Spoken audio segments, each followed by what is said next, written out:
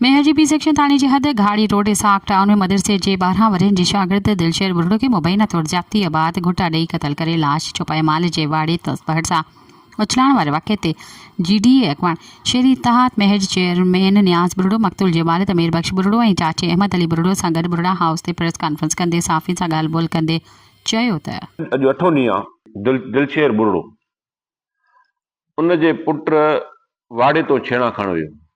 छेणा खणी आयो ट्रालीअ में, वरी ट्राली सिजल ते वापसि करण वियो त तक़रीबन 9 बजे ताईं छोकिरो वापसि न थियो। पीउ आहे ॾिठो त 9 थी विया आहिनि, मुंहिंजो छोकिरो वापसि न थियो आहे। हे ॻोल्हण लाइ उन वाड़े ते वियो त वाड़ो बंदि हो। वाड़े वारे खे ॻोल्हियईं, वाड़े वारो कोन मिलियो, पर वाड़े वारो ॿिए पासे अचे पियो। उनखे चई मुंहिंजो छोकिरो, चई त आयो ट्राली मूंखे ॾेई लिकी, चई मां पलाल थो खणा। उन ग़लति ॻाल्हि कढी। उन सां ई गॾिजी उन छोकिरे खे ॻोल्हियईं कलाकु ॾेढ ॿ, पर छोकिरो हथु न आयो। बेवस थी अचे पंहिंजे घर वेही रहियो। अधु कलाकु मुने खां पोइ 9:30 पौणा 10 साढा 10 थियनि पिया त हिन मोबाइलियूं ॾिठियूं त हिते अॼु मोबाइलियूं बीठियूं आहिनि पुलिस जूं। हे बि सुरी वियो त लाश पियो अचो। पोइ हिन दां खे मुंहिंजो पुटु आहे। छोकिरो खे ॻीचीअ में फाहो ॾिनल हो, कांच सां अगठ सां ते हुनजो मणको ॻाटो भॻल हो। ऐं उते जेका थिए तस्दीक थिए पई, पुलिस वारा जेका कनि पिया त भाई छोकिरे सां ज़ना बि थियल। उते ई वरी मालिकूं पुछा कनि, वाड़े ते विया। वाड़े ते वरी उनजा बिस्तरो या उते जेको खट पई, उन बिस्तरो बि ख़राबु लॻो पियो। उते का ॿी शइ पई, उहा बि ख़राबु लॻी पई।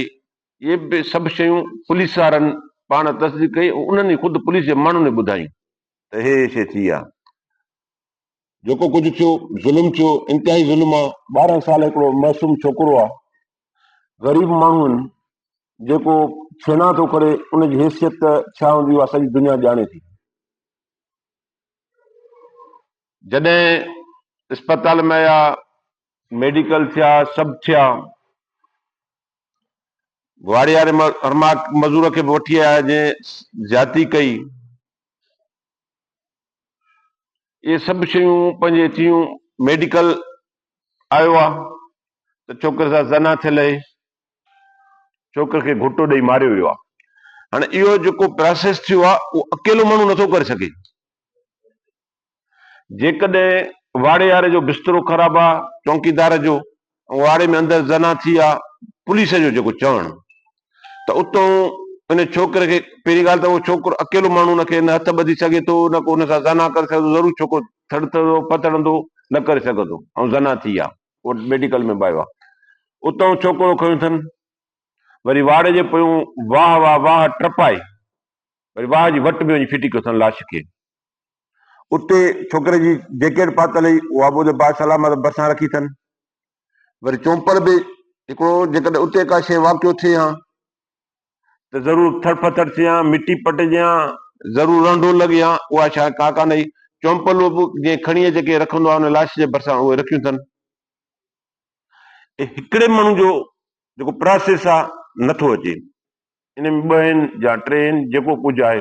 80 IG सिंध खे, DIG हैदराबाद के, justice of Sindh, chief justice of Sindh, chief justice of Pakistan, ॿियनि वसारनि सभिनी इदारनि खे था चऊं त दिलशेर बुरड़े सां उन जेको बेगुनाह पुट कुठो हुयो आहे, ज़ना करे मारियो हुयो आहे, उनखे शहीद कयो आहे, उन सां इंसाफ़ करे। नथा अरेस्ट कयो, 2 ॾींहं असां तव्हांखे मोहलत ॾियूं था। आचर सूमर अंगारे ते इंडस हाईवे बंदि कंदासीं, इंशाअल्लाह ताला ओसिताणी न खलंदासीं। जेकॾहिं असांजे केसनि खे, इन छोकिरे जे केस खे ख़राबु कयो त असां इहो केस SH जी ॻीचीअ में विझंदासीं। सब्सक्राइब कयो अवामी न्यूज़ HD खे ऐं ताज़ा तरीन ख़बरुनि लाइ ॾिसंदा रहो अवामी न्यूज़ HD।